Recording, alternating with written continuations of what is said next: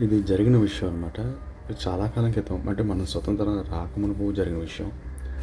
సరే ఊర్లో మన ఇండియాలో ఒక ఊర్లోంచి అది ఎక్కడ ప్లేస్ అని చెప్పను. ఒకరోజు ఒక ఊర్లో ఒక యువకుడు ఏంటంటే పక్క ఊరు నుంచి అర్ధరాత్రి వస్తున్నాడు ఇంటికి నడుచుకుంటూ. అప్పట్లో ఉండేది కదా దీపాలు, వెలుతురులు, మీకు లొకేషన్ చేంజింగ్, జీపీఆర్ఎస్ ఆ పెండం ఏమీ లేవండి ఇక్కడ.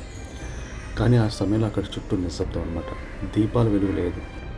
దీపాల వెలుగులో అతని చేతిలో ఉన్న చిన్న లాంతర పట్టుకుని నడుస్తున్నాడు. అది మెలుకు మెరుస్తున్నది. అకస్మాత్తుగా రోడ్డు పక్కన ఒక స్త్రీ కనిపించింది. ఆ స్త్రీ ఎంత అందంగా ఉందంటే ఎలాంటి వారికైనా మతిపోతుంది, అంత అందంగా ఉంది. కానీ ఆమె ఏడుస్తూ ఉన్నది. ఇతను చూసింది, సహాయం కోరింది. మృదువైన మాటలు, ఆకర్షణీయ రూపం చూసి యువకుడు ఆమె నమ్మాడు. ఆమె మాటలు ఎంతలా గాడి ఉందంటే ఆమె వెంటే నడుస్తూ అడుగులోకి వెళ్ళాడు. కొద్ది దూరం వెళ్ళాక అతని శరీరంలో స్పృహ మొదలైంది. వెంటనే గుండెల్లో ఏదో భయం మొదలైంది. ఆమె నడక చాలా విచిత్రంగా ఉన్నది. జాగ్రత్త చూసిన అతనికి ఒక భయంకర నిజం కనిపించింది. అంటే ఇక్కడ గుర్తుంచుకోండి, పక్క ఊరి నుంచి ఇంకో ఊరికి అంటే తన ఇంటికి వెళ్తున్నాడు. అది మధ్యలో జరిగిన విషయం. మధ్యలో ఒక అడవి లాంటి ప్రాంతం. అతను భయంతో ఒక్కసారిగా వణికిపోయాడు.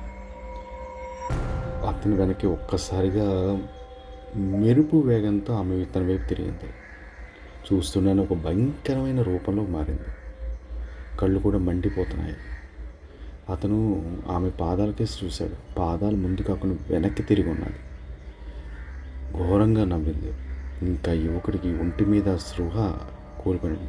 అది చలికాలం అయినా సరే ఒంటి నిండా చెమటలు పట్టేసి గజ్జలాడిపోయాడు. యువకుడు ఏం చేశాడంటే దేవుడు నామస్మరణ చేస్తూ పరిగెత్తాడు. కొంత దూరం వెళ్ళాక వెనక్కి చూసేసరికి ఆవిడ ఈ గాల్లోంచి వెనక్కి ఎగురుకుంటూ ఇతను వెనక్కి వస్తున్నాడు. పరిగెత్తాడు. అలా పరిగెడుతూ తన ఊరు పొలిమేర చేరుకున్నాడు. చేరేసరికి అక్కడికి వెనక్కి తిరిగి చూసా పడిపోతూ కంటి నిండా దెబ్బలు తగిలాయి. చూసేసరికి ఆమె వెనకలేదు. కారణం ఏమిటంటే అతను పడ్డ చోట ఒక ఆంజనేయ విగ్రహం ఉంది. ఏదైతేనే ఉదయం అయింది, గ్రామం చేరుకున్నాడు. జరిగిన విషయం గ్రామ పెద్దలకు చెప్పాడు. అప్పుడు అర్థమైంది.